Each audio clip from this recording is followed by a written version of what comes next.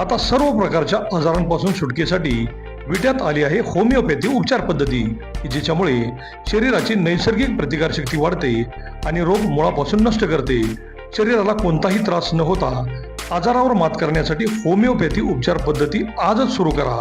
लठ्ठपणा, पोटाचे विकार, सांधेदुखी, स्त्रियांचे आजार, त्वचारोग, पुरुषांचे आजार, थायरॉइड, मूळव्याध, मानसिक आजार, केस गळणे, श्वसनाचे त्रास व लहान मुलांचे आजार यावर मात करण्यासाठी आता सांगली, पुणे, मुंबईला जाण्याची गरज नाही. आजच भेट द्या डॉक्टर शुभम मोरे यांचे वेदा होमिओपॅथी क्लिनिकला. आमचा पत्ता डॉक्टर शुभम एस मोरे, जिवाळा बिल्डिंग, तळमजला, गाळा नंबर 1, खानापूर रोड, विटा, तालुका खानापूर, जिल्हा सांगली. संपर्क 95 61 65 18 19 82 089 15 813. नमस्कार, प्राईम न्यूजमध्ये आपल्या सर्वांचे स्वागत.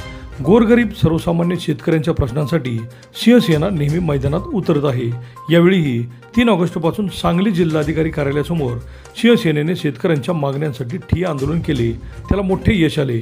शेतकऱ्यांच्या सातबारावरील पुनर्वसनाचा शेरा, जमीन संपादनाबाबतच्या तक्रारी तसेच लाभक्षेत्रात न येणाऱ्या जमिनींच्या संपादनाबाबत चौकशी करण्यासाठी समिती गठीत करण्याची लेखी कार्यवाही सुरू केली आहे. काही मागण्या मान्य झाल्या असल्या तरी हा लढा अजूनही संपलेला नाही, असेही शिवसेनेचे शिव शिंदे यांनी सांगितले. पाहुयात काय म्हणाले ते. जय महाराष्ट्र.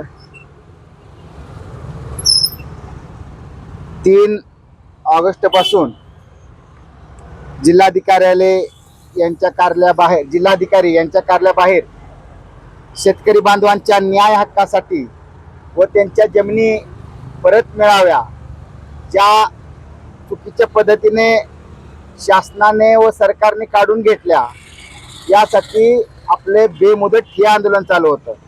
त्या आंदोलनाचा आजचा हा 9वा दिवस आहे. 9व्या दिवशी जे आमच्या शेतकरी बांधवांना अपेक्षित आहे असे आज यश प्राप्त झालेलं आहे. ते म्हणजे माननीय जिल्हाधिकारी यांनी या संदर्भामध्ये समिती गठन केलेली आहे आणि या समितीमध्ये शिवसेनेचे 1 पदाधिकारी व 2 वकील असणार आहेत.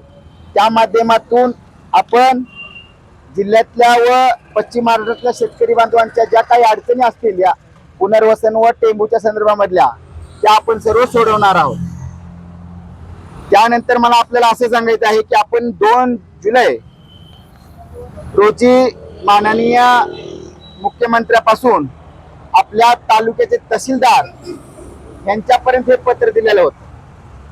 मग त्यामध्ये जिल्ह्याचे खासदार असतील, त्यामध्ये जिल्ह्याचे पालकमंत्री असतील, पण आपल्याला खरं तर सांगताना मला अक्षरशः लाज वाटत्या. या दोघांमधलं 9 दिवस आंदोलन चालू होतं. आपला पालकमंत्री इथनच जातो, चंद्रकांत पाटील, त्याला या आंदोलनाला येऊन भेट द्यावीशी वाटली नाही. आमच्या शेतकऱ्याच्या डोंगराच्या बाजूलाच ती गेट आहे. पालकमंत्र्याला इथं येऊन बाबा शेतकऱ्यांच्या काय अडचणी आहेत त्या पालकमंत्र्याला यावंसं वाटलं नाही.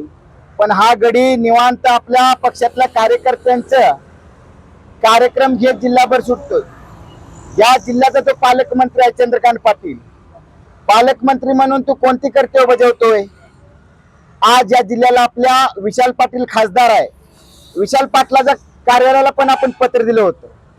त्याच्याकडून कोणतं कोणत्याही पत्राचे आपल्याला उत्तर आलेलं नाही किंवा पालकमंत्र्याकडून कोणतंही आपल्याला उत्तर आलेलं नाही. मी असली नालायक हरामखोर पालकमंत्री नियोजित खासदार आपल्याला पाहिजे कशाला, हा विचार शेतकरी बांधवांनी करायचा आहे. आज आम्ही कोणत्या वैयक्तिक कारणासाठी या ठिकाणी जिल्हाधिकाऱ्याच्या बाहेर बसलेलो नाही, लक्षात घ्या. आम्ही आमच्या गोरगरीब शेतकरी बांधवांच्यासाठी आमचा संघर्ष चालू आहे. गेले 9 दिवस झाले आणि या संघर्षाला आम्ही महिना जरी लागला असता तरी आम्ही याला भीक घालत नाही. आमची ते तयार होती 1 महिना बसण्याची. त्यानंतर आपल्याला असंही सांगायचं आहे, आपल्या मतदारसंघाचे सन्माननीय माननीय आमदार त्यांना देवस्थानाच्या विषयामध्ये विधानसभेमध्ये त्यांनी हा विषय मांडला, देवस्थानाच्या जमिनी परत मिळाव्यात म्हणून. पण त्यांना आमच्या गोरगरीब शेतकऱ्यांच्या जमिनी त्यांना मिळाव्या हा विषय त्यांना मांडावासा वाटला नाही. हे आमच्या शेतकरी बांधवांनी विचार करायचा, लक्षात घ्या. आज त्यांना का वाटलं नाही की बाबा या शेतकरी बांधवांच्या गेले 30 वर्ष झालं शासनाने चुकीच्या पद्धतीने जमिनी काढून घेतलेल्या आहेत. आमदाराला हा विषय मांडावासा वाटला नाही, पण आमदार सांगतोय की आमच्या ज्या देवस्थानाच्या तालुक्यातल्या जमिनी गेलेल्या आहेत त्या जमिनी परत मिळाव्यात. आमचा आमदार सोबत असला काय आणि नसला काय आम्हाला काही फरक पडत नाही, शिवसेनेला काही फरक पडत नाही. शेतकऱ्यांच्या साठी अखेरच्या श्वासापर्यंत आम्ही लढत राहू आणि संघर्ष करू. जोपर्यंत आमच्या तळागाळातल्या शेतकऱ्यांना न्याय मिळत नाही तोपर्यंत शिवसेना हे संघर्ष करत राहील. एवढंच आपल्या माध्यमातून सांगतो. पुढची लढाई ही महाराष्ट्राच्या कानाकोपऱ्यापर्यंत आम्ही पोहोचू आणि पुढची लढाई आमची मुंबईला असेल. आणि आपल्या माध्यमातून शेतकरी बांधवांनी आवाहन करायचं आहे, आमदाराला वाईट वाटेल, खासदाराला वाईट वाटेल, माझ्या ह्याला वाईट वाटेल, हे आता बंद करा. तुमच्या न्याय हक्कासाठी तुम्हाला रस्त्यावरती उतरावं लागेल, हेच आपल्या माध्यमातून सांगतो. जय हिंद, जय महाराष्ट्र. माननीय शिवसाहेब शिंदे शिवसेना प्रमुख आज यांच्या नेतृत्वाखाली जिल्हाधिकाऱ्यासमोर बेमुदत ठिय्या आंदोलन केले गेले होते. सदरच्या आंदोलनामध्ये अशी मागणी केली होती, आंदोलन करण्याचं मूळ जे एम होतं ते असं होतं की ज्या जमिनी मराठवाडी वांग प्रकल्प व तसेच टेंबू प्रकल्प या अंतर्गत ज्या शेतकऱ्यांच्या या सांगली जिल्ह्यातील या तालुक्यातील या गावातील शेतकऱ्यांच्या ज्या जमिनी संपादित करण्यात आल्या अशा संपादित केलेल्या जमिनी या मूळ शेतकऱ्यांना परत कराव्यात, यासाठी ही मागणी होती. तरी आज रोजी या आंदोलनाला यश आलेलं आहे आणि या आंदोलनामार्फत जिल्हाधिकाऱ्याने आम्हास एक मोठा दिलासा दिला व तसेच आम्हास एक पत्र जाहीर केले. या पत्रामध्ये सुस्पष्ट असे नमूद करण्यात आले की ज्या काही पुनर्वसनाबाबत झालेले जे काही बोगस आदेश आहेत, झालेले बेकायदेशीर भूसंपादन आहे, तसेच झालेले भूसंपादन बेकायदेशीर नकाशे यांबाबत आम्ही एक समिती गठीत करत आहोत आणि अशा समिती गठीत केलेल्या समितीमार्फत अहवाल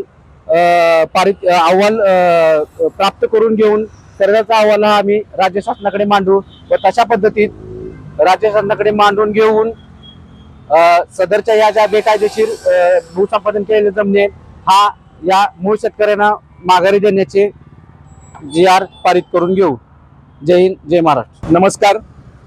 आज शिवसेना प्रमुख शिवसाहेब शिंदे यांच्या नेतृत्वाखाली सुरू असलेल्या बेमुदत ठिय्या आंदोलनाला आज एक मोठे यश लाभले आहे.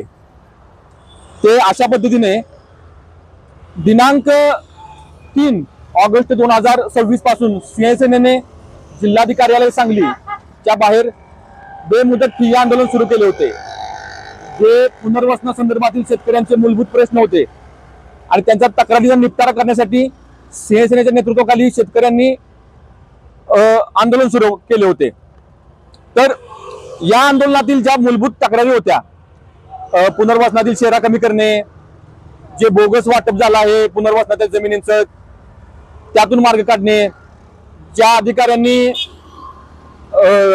एजंटद्वारे बोगसगिरी केली आहे त्यांच्यावर कारवाई होणे, यासाठी शिवसेनेच्या मागणीनुसार माननीय जिल्हाधिकाऱ्यांनी एक समिती गठीत केली आहे आणि या समितीनुसार जे सर्व तक्रारींचा निपटारा करण्यात येणार आहे. त्यामध्ये भूसंपादनाबाबत आणि पुनर्वसनाबाबत ज्या ज्या तक्रारी आहेत त्या सर्व तक्रारी शिवसेनेच्या माध्यमातून समितीपर्यंत पाठवल्या जाऊन समिती तो अहवाल राज्य शासनाला पुढे पाठवणार आहे आणि त्यातून या सर्व तक्रारींचा निपटारा होणार आहे. शिवसेना प्रमुख माननीय शिवसाहेब शिंदे यांच्या नेतृत्वाखालील या आंदोलनाने या पहिल्या टप्प्यात मोठ्या प्रमाणात यश मिळवले आहे आणि त्यामुळे जिल्ह्यातील सर्व शेतकऱ्यांना या समितीच्या माध्यमातून न्याय मिळणार आहे.